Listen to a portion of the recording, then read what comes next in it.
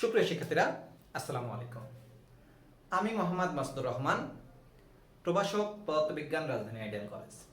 আজকে আমি তোমাদের আরো একটা ক্লাস নিয়ে হাজির হয়েছি। নিশ্চয়ই তোমাদের মনে আছে, আমরা পড়ছিলাম পদার্থবিজ্ঞান প্রথম পত্র, মূলত তাপগতিবিদ্যা। তো এখানে প্রথম সূত্র সম্পর্কিত গাণিতিক সমস্যার সমাধান আমরা গত ক্লাসে করেছিলাম। আজকে আমরা তাপগতিবিদ্যার দ্বিতীয় সূত্র সম্পর্কে পড়ব।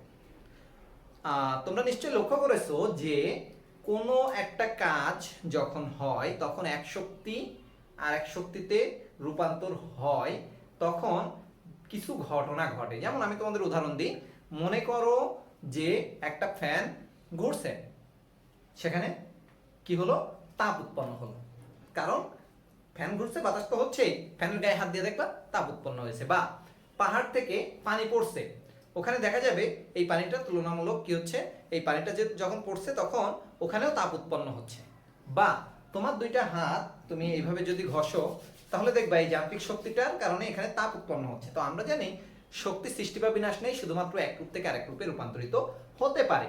তাহলে এই সমস্ত জায়গায় কি হয়েছে? বিভিন্ন যান্ত্রিক শক্তি বা অন্যান্য শক্তি তাপ শক্তিতে রূপান্তর হচ্ছে। এই কাজটা তুলনামূলক সহজ এবং প্রকৃতিতে আমরা সচরাচর স্বতঃস্ফূর্তভাবে বা একা একা ঘটতে দেখি।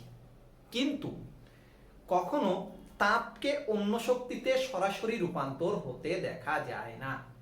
এর জন্য একটা ইঞ্জিনের প্রয়োজন হয়। তো মূলত ইঞ্জিন হচ্ছে সেই যন্ত্র যা তাপ শক্তিকে অন্য শক্তিতে রূপান্তর করে। তাহলে আমরা বলতে পারবো যে যে যন্ত্রের সাহায্যে তাপ শক্তিকে অন্য শক্তিতে রূপান্তর করা হয়, সাধারণত যান্ত্রিক শক্তিতে রূপান্তর করা হয়, তাকে ইঞ্জিন বলে। যে যন্ত্রের সাহায্যে তাপ শক্তিকে যান্ত্রিক শক্তিতে রূপান্তর করা হয় তাকে ইঞ্জিন বলে। এখন এই যে ইঞ্জিন, এই ইঞ্জিন সম্পর্কে বিভিন্ন গবেষণা করতে যে বিজ্ঞানী কার্নো কিছু বিষয় লক্ষ্য করলেন। তিনি এটাকে তাপগতিবিদ্যার দ্বিতীয় সূত্র রূপে প্রকাশ করলেন। তিনি যেটা বলেছিলেন সেটা মূলত তাপগতিবিদ্যার দ্বিতীয় সূত্র। এছাড়া শুধু কার্নো নয়, এছাড়া আরো তিনজন বিজ্ঞানী, আমরা কেলভিনের নাম বলতে পারি, আমরা ক্লোসিয়াসের নাম বলতে পারি, এবং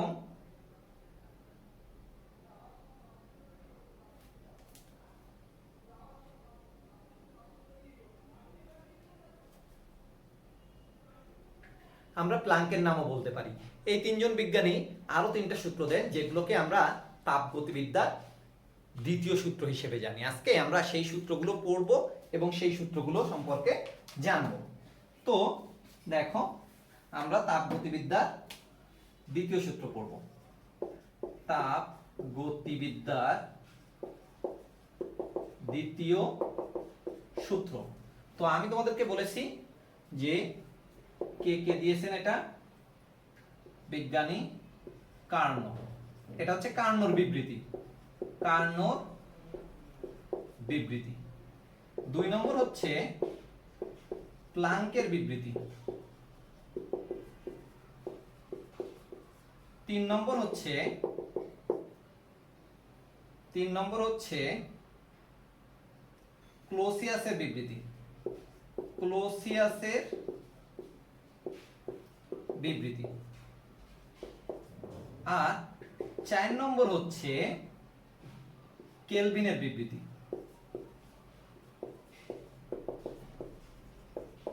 তো আমরা প্রথমে শুরু করব কার্নোর বিবৃতি নিয়ে। তো কার্নো সাহেব কি বলেছেন দেখি।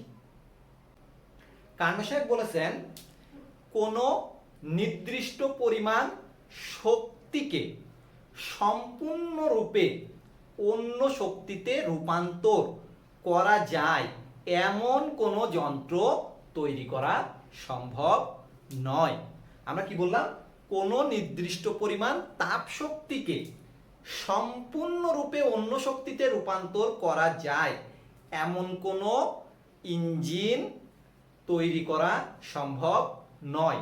তার মানে আমরা তাপ শক্তি নিয়ে পুরোটা, মনে করো আমরা তাপ শক্তি ব্যবহার করে একটা গাড়ি চালাচ্ছি, মোটর বাইক, ওটা কিন্তু আমরা তাপ শক্তি ব্যবহার করেই ইঞ্জিনের সাহায্যে ওখানে যান্ত্রিক শক্তিতে রূপান্তর করতেছি। তো আমি যতটুকু তাপ শক্তি ওখানে উৎপন্ন করব তার সবটাই যান্ত্রিক শক্তিতে রূপান্তর হবে এমন কোনো মোটরসাইকেলের ইঞ্জিন তৈরি করা সম্ভব নয়। একইভাবে এরকম অন্য যে কোনো শক্তিতে রূপান্তরের সময় একই ঘটনা, যতটুকু তাপ শক্তি আমরা প্রয়োগ করব তার সম্পূর্ণটাই অন্য একটা নির্দিষ্ট শক্তিতে রূপান্তর করবে এমন কোনো ইঞ্জিন বা যন্ত্র তৈরি করা সম্ভব নয়। এটা বলেছিলেন সাদি কার্নো, ওনার পুরো নাম হচ্ছে সাদি কার্নো, উনি বলেছিলেন। তারপর প্লাঙ্কের বিবৃতি। প্লাঙ্ক সাহেব কি বলেছেন আমরা একটু জানি। প্লাঙ্ক বলেছেন যে এমন কোনো যন্ত্র তৈরি করা সম্ভব নয় যা কোনো একটা বস্তু থেকে তাপ গ্রহণ করবে এবং সেই তাপ অবিরামভাবে কাজে রূপান্তর করবে, কিন্তু পরিবেশের ওপর কোনো প্রভাব পড়বে না বা পরিবেশের কোনো পরিবর্তন করবে না। তাহলে উনি বলেছেন এমন কোনো যন্ত্র তৈরি করা সম্ভব নয়। যন্ত্রটা কেমন? যেটা কোনো একটা বস্তু থেকে তাপ নেবে, সেই তাপের সম্পূর্ণ অংশ অবিরতভাবে কাজে রূপান্তর করতে থাকবে, তবে পরিবেশের উপর কোনো প্রভাব ফেলবে না, এমন কোনো যন্ত্র তৈরি করা সম্ভব নয়। তার মানে কি, আমরা একটা বস্তু থেকে তাপ নিলাম, সে কাজ করলো, করার পর অবশ্যই সে সম্পূর্ণটা কাজে রূপান্তর করতে পারবে না অবিরামভাবে। ফলে কি হবে, এর এই যে বাকি তাপ শক্তিটা এই পরিবেশে ছড়ায় পড়বে, পরিবেশের উষ্ণতা বৃদ্ধি করবে, যাকে আমরা গ্লোবাল ওয়ার্মিং হিসেবে চিহ্নিত করতেছি। এছাড়া আরো অনেক কিছু, পরিবেশের ভারসাম্য নষ্ট করবে। এটা কে বলেছেন? প্লাঙ্ক। তাহলে আমাদের এটা হয়ে গেল, এটা হয়ে গেল। এবার আসি আমরা ক্লোসিয়াসের বিবৃতিতে। দেখি ক্লোসিয়াস সাহেব কি বলেছেন। ক্লোসিয়াস সাহেব বলেছেন বাহ্যিক কোনো শক্তির সাহায্য ছাড়া কোনো স্বয়ংক্রিয় যন্ত্রের পক্ষে নিম্ন তাপমাত্রার বস্তু থেকে উচ্চ তাপমাত্রার বস্তুতে তাপের স্থানান্তর সম্ভব নয়। তাহলে কি বলেছে? বাহ্যিক কোনো শক্তির সাহায্য ছাড়া কোনো স্বয়ংক্রিয় যন্ত্র যে একা একা চলে, এমন একটা যন্ত্র স্বয়ংক্রিয়ভাবে চলে আর কি, এমন কোনো যন্ত্রের পক্ষে সম্ভব না। কি সম্ভব না? নিম্ন তাপমাত্রার বস্তু থেকে উচ্চ তাপমাত্রায় বস্তুতে তাপের স্থানান্তর। এটা একটু বোঝায়।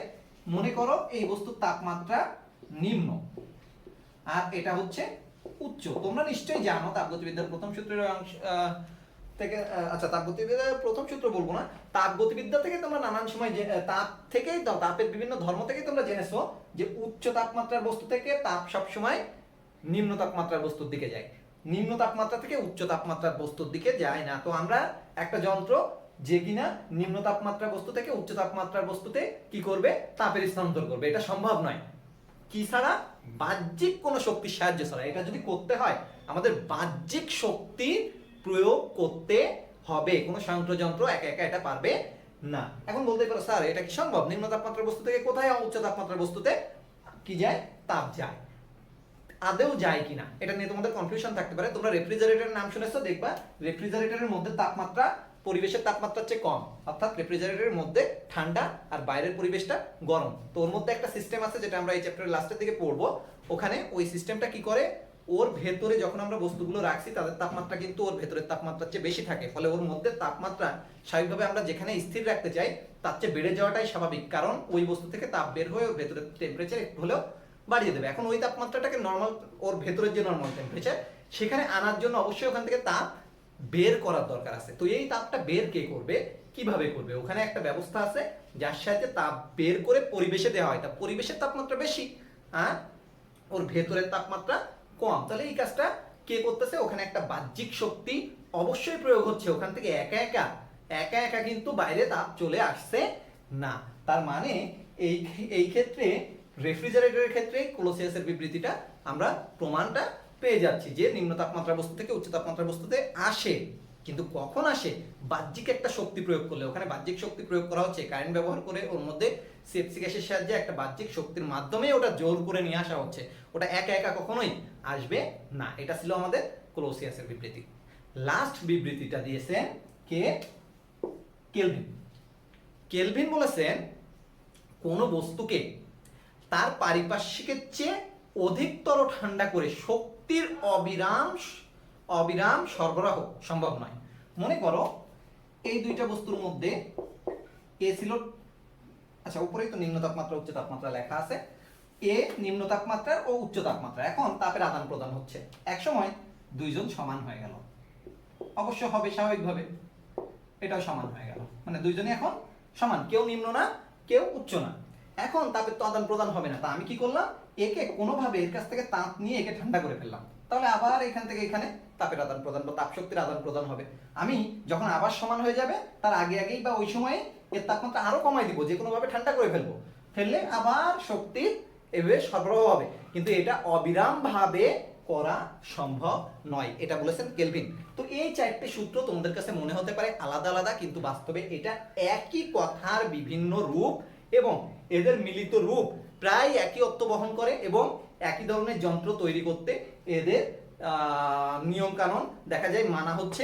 এই কারণে এদেরকে তাপগতিবিদ্যার দ্বিতীয় সূত্র হিসেবে পরিচয় করিয়ে দেওয়া হয়েছে। এই চারটে সূত্র একত্রে তাপগতিবিদ্যার দ্বিতীয় সূত্র নামে পরিচিত। তো এখন এই যে আমরা তাপগতিবিদ্যার দ্বিতীয় সূত্র সম্পর্কে বললাম, এই চারটে সূত্র আসার কেন প্রয়োজন হলো এবং কেন প্রয়োজন হলো বলতে, এই চারটার প্রথম সূত্রের মধ্যে পার্থক্যটা কি হলো?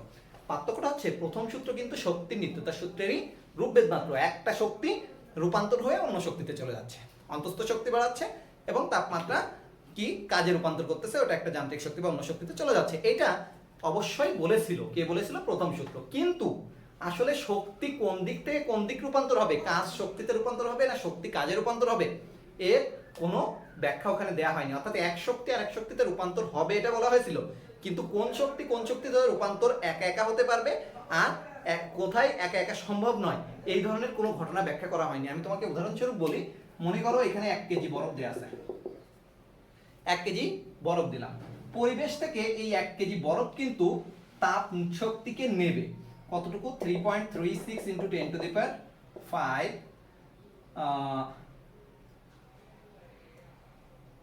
10⁵ জুল পরিমাণ তাপ শক্তিকে গ্রহণ করবে, করে নিজে গলে পানিতে পরিণত হয়ে যাবে। কিন্তু কখনো কি দেখেছো 1 কেজি পানি রেখে দিলে সেই পানি একা একা এই পরিমাণ তাপ শক্তি ছেড়ে দিয়ে বরফ হয়ে গেছে? এটা কখনোই হয়নি। তাহলে কেন হয়নি? প্রথম সূত্র কিন্তু এটা বাধা দেয় না যে হয় এটা দিলে, মানে এ যদি শক্তি নেয় এ তরল হয়ে যাবে, আর ও যদি তাপ শক্তিকে ছেড়ে দেয় ও বরফ হয়ে যাবে, এটা প্রথম সূত্র বলছে। কিন্তু দ্বিতীয় সূত্র এইটারই ব্যাখ্যা দিচ্ছে যে এই ঘটনাটা স্বতঃস্ফূর্তভাবে হবে, কিন্তু এটা হবে না, কারণ স্বাভাবিকভাবে পরিবেশের চেয়ে বরফের তাপমাত্রা কম, এই জন্য পরিবেশ থেকে বরফ তাপ নিতে পারবে, উচ্চ তাপমাত্রা বস্তু থেকে নিম্ন তাপমাত্রা বস্তুতে স্বাভাবিকভাবে তাপ আসতে পারবে। কিন্তু যখন এটা পানি হয়ে যাবে তখন কিন্তু পরিবেশের তাপমাত্রা আর এর তাপমাত্রা হয় সমান হবে অথবা পরিবেশের সাধারণত সমানই হবে, ফলে অথবা এর তাপমাত্রা কম হবে, ফলে এইখান থেকে এইখানে তাপ যাইতে পারবে না। তবে সমান সবসময় হবে না, উপরের অংশটা পানির, মনে করো উপরের স্তরটা পরিবেশের সমান তাপমাত্রায় হয়তো বা থাকবে, তারপরেও ঠান্ডা থাকার সম্ভাবনাই বেশি, নিচের গুলো কিন্তু ঠান্ডা থাকবে, ফলে এইখান থেকে ওইখানে তাপ যাওয়া স্বাভাবিক কোনো ঘটনা নয়। তাপগতিবিদ্যার সূত্র থেকে আমরা দেখেছি স্বয়ংক্রিয় কোনো যন্ত্রের পক্ষে কি হয় না, ঠান্ডা বা কম তাপমাত্রার বস্তু থেকে উচ্চ তাপমাত্রার বস্তুতে তাপের স্থানান্তর সম্ভব নয়। যেহেতু সম্ভব নয় এই কারণে এই ঘটনাটা ঘটে না, এটা তাপগতিবিদ্যার দ্বিতীয় সূত্র থেকে আমরা বুঝতে পারছি। এটাই কিন্তু তাপগতিবিদ্যার দ্বিতীয় সূত্রটা আমাদের জানা থাকার সবচেয়ে প্রয়োজনীয় এবং গুরুত্বপূর্ণ হওয়ার কারণ। যাই হোক, আমি তোমাদের মোটামুটি তাপগতিবিদ্যার দ্বিতীয় সূত্রটা কি এবং এর মর্মার্থ বুঝাতে পেরেছি আশা করি। এখন আমি দুইটা সংক্ষিপ্ত সংজ্ঞা তোমাদেরকে পড়িয়ে দেব। সামনের ক্লাসে আমরা ইঞ্জিন সম্পর্কে পড়ব। একটা হচ্ছে প্রত্যাবর্তী প্রক্রিয়া আর অপ্রত্যাবর্তী প্রক্রিয়া। তো এই প্রত্যাবর্তী প্রক্রিয়া আর অপ্রত্যাবর্তী প্রক্রিয়া কি? প্রত্যাবর্তী প্রক্রিয়া হচ্ছে যে প্রক্রিয়া সম্মুখ দিকে যে আবার আগের অবস্থানে ফিরে আসতে পারে। কেমন? মনে করো আমরা কোনো একটা পাত্রে বরফ রাখলাম, এই বরফকে তাপ দিলাম যে কোনোভাবে, ফলে সে তরল হয়ে গেল। এখন কোনোভাবে যদি আমি এই বরফকে তাপ দিয়ে এটা করতে চাই, সেই তাপের পরিমাণ হবে 1 কেজি বরফ যদি আমরা রাখি 6.36 × 10⁵ জুল পরিমাণ তাপ দিলে ওটা হবে। এখন যদি তুমি কোনো ক্রমে একে এর থেকে তাপ বের করে আনতে পারো, বাইরের শক্তির সাহায্যই নাও তুমি বের করে আনতে পারো, তাহলে আবার কিন্তু বরফের রূপান্তর হবে, তখন ও ঠিক 3.36 × 10⁵ জুল পরিমাণ তাপ শক্তি ছেড়ে দেবে। যদি দেয় তাহলে এটা প্রত্যাবর্তী প্রক্রিয়া। অর্থাৎ যে প্রক্রিয়া আবার পশ্চাৎমুখী হয়ে আবার আগের অবস্থানে ফিরে আসতে পারে। এবং সংজ্ঞায় একটা যুক্ত করতে হবে, এবং সম্মুখ এবং বিপরীত বিক্রিয়ার প্রতি স্তরে কাজ এবং শক্তি হুবহু একই হবে। এইখানে কাজের মাধ্যমে এটা হয়েছিল আর এতটুকু শক্তি শোষণ হয়েছিল, তাহলে এইবার কাজ হচ্ছে তার উল্টো, এই জন্য এতটুকু শক্তি ওখান থেকে বের হয়ে আসতেছে। তাহলে প্রতি স্তরে কাজ এবং শক্তি সমতা বিধান করতে হবে। এটা যদি করে তাহলে সেটা আমরা প্রত্যাবর্তী প্রক্রিয়া বলতে পারবো। তার একটা উদাহরণ এটা, আর একটা হচ্ছে স্প্রিং টেনে ছেড়ে দিলাম, স্প্রিংটা সংকুচিত হচ্ছে আর সম্প্রসারিত হচ্ছে, সেক্ষেত্রেও ওটাও একটা প্রত্যাবর্তী প্রক্রিয়া। যাই হোক, এরপরে আমি আসছি অপ্রত্যাবর্তী প্রক্রিয়া। অপ্রত্যাবর্তী প্রক্রিয়া হচ্ছে যে প্রক্রিয়া সম্মুখ দিকে যাওয়ার পর আবার পশ্চাৎমুখী হয়ে আবার আগের অবস্থানে ফিরে আসতে পারে না। এখানে স্থায়ী একটা পরিবর্তন থেকে যায়, সেটা সামান্য হোক আর বেশি হোক, সেটা হচ্ছে অপ্রত্যাবর্তী প্রক্রিয়া। সাধারণত এই মহাবিশ্বের সবকিছুই বেশিরভাগ ক্ষেত্রে, কিছু ব্যতিক্রম বাদে সবই হচ্ছে অপ্রত্যাবর্তী প্রক্রিয়ার উদাহরণ। তুমি মনে করো যে তুমি কিছু পরিমাণ পানিকে উত্তপ্ত করলা, উত্তপ্ত করে এইবার সেই পানিকে একটা জারে ধরলা, ধরে সেই জারটাকে আবার তুমি কি করলা, ওই জারটাকে আবার ঠান্ডা করলা, করলে দেখবা পানি পাওয়া যাবে। কিন্তু এর কিছু কিন্তু তুমি যতই চেষ্টা করো সবটুকু তুমি ধরতে পারলা না, কিছুটা উড়ে চলে গেল। তাহলে এই প্রক্রিয়াটা কিন্তু অপ্রত্যাবর্তী প্রক্রিয়া, কারণ যখন আবার তাপ ছাড়লো তখন কিন্তু ও আগের মতো পরিমাণটা বজায় রাখতে পারলো না। আর এ তাপ ছাড়ার সময় আগের যতটুকু তাপ নিয়েছিল ততটুকু তাপও দিতে পারলো না, কারণ কিছু তো অলরেডি উড়ে চলে গেছে, ওরা তো অন্য জায়গায় যে তাপ দিচ্ছে এইখানে দিতে পারেনি। একটা উদাহরণ মাত্র, কিন্তু এটা একদম পারফেক্ট নয়। কিন্তু এখন আমরা এটা বিভিন্ন ইঞ্জিনের ক্ষেত্রে বলতে পারি। একটা ইঞ্জিনের সাহায্যে আমরা কিছু কাজ করলাম, সেই কাজটা এটা সমান হয় না। যাই হোক, আমি ওই কাজটা সমান তো হয় না, এইবার ওই কাজকে তুমি কিন্তু আর ফিরাই আনতে পারবা না। তাহলে কিছু কিছু ক্ষেত্রে ফিরাই আনা যায় কিন্তু আগের মতো হয় না, আর কিছু কিছু ক্ষেত্রে ফিরাইই আনা যায় না। এই দুইটাই অপ্রত্যাবর্তী প্রক্রিয়ার উদাহরণ।